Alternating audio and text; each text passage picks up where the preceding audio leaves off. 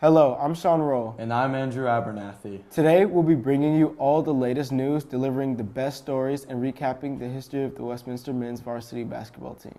Coach Trey Malloy has greatly contributed to the basketball program and is the current head coach of varsity boys basketball team. Reporter Tanner Uzel sat down with him to talk about his background in basketball and the adversity and success that he has faced at Westminster. I'm Tanner Uzel here with Coach Malloy, the varsity basketball coach. So, Coach Malloy, how did you get into basketball? Did you start playing in high school or college? It started actually when I was really young. I come from an athletic family. I have 3 older sisters. All of them are educator coaches, and just kind of was born into an athletic family. My dad was the varsity, actually I won't say varsity, my dad was former captain of the University of Miami football team and was drafted by the Detroit Lions. And so kind of growing up, sports was just an everyday part of our lives. What does the sport of basketball mean to you? Relationships. I think ultimately I love to compete. I love the X's and O's of the game. Those are all essential elements for me, but bottom line is working with other people, my coaching staff, but most importantly working with young people. When did you decide to become a basketball coach? I think growing up, having played athletics, you always have I think most athletes have a dream of continuing to play and seeing how far that can take you in life. And for me, it took me through college and then ended. And again, the competitive side, the planning, the preparation, the working with other people was always something that I always had an itch for. And I think coming out of high school, I was thinking about business, I was thinking about marketing, I was thinking about different avenues, but always in the back of my mind it was I want to see how I can do those things in a combination of helping other people and coaching. Do you think there's any one big moment that made you decide to become a coach, or just your whole sport? I think the experiences that I had with my coaches, all the positive experiences for certain played a part in me deciding to become a coach. I know the impact they had on me, both in the classroom, as a young man, and certainly as an athlete.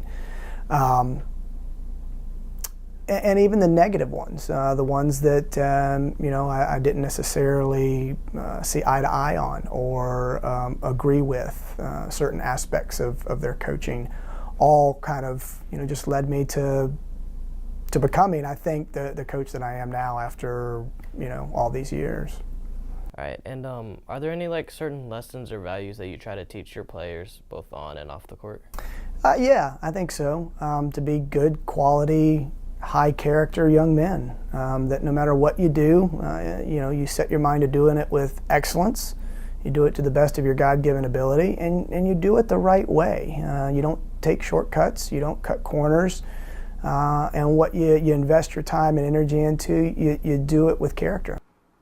Very insightful look into the basketball program. Speaking of the basketball program, let's see what went on in the world of varsity basketball these past weeks, where the team took on Lovett and Pace.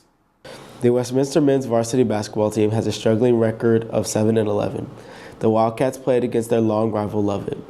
The Lions are also struggling with a 5-13 record. It wasn't a close contest, with the final score being 55-39 with the Wildcat victory. The Wildcats then took on an average 9-9 Pace team.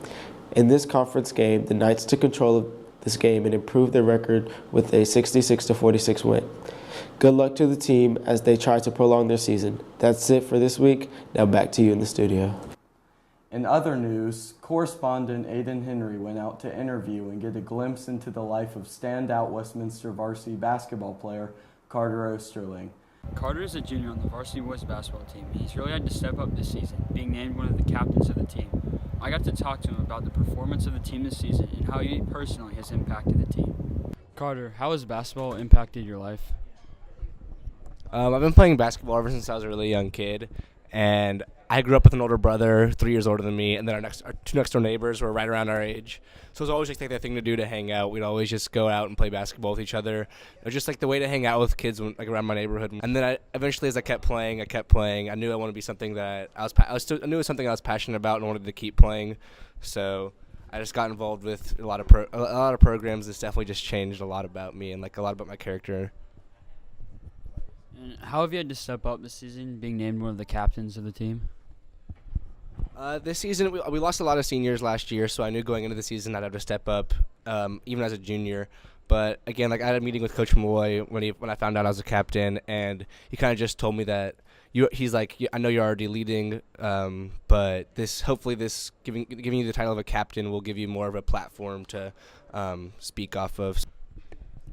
And how do you feel this season has gone for you personally? As a team, we lost a lot of games that we should have won.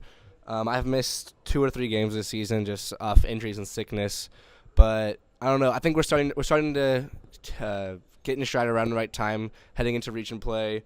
I think things are starting to click right now, so there should be. I think we're going to surprise a few teams in region play, and especially heading into region playoffs. What would you say is your best memory of your basketball career here at Westminster?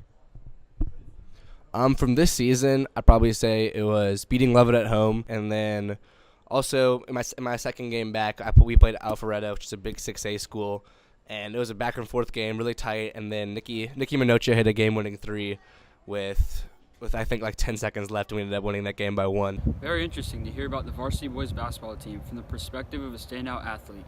That's all for now. Now back to the studio. It is great to see someone who positively impacts the team both on and off the court. Truly someone to look at as an example. Westminster basketball has played a large role in the athletics program and community for years.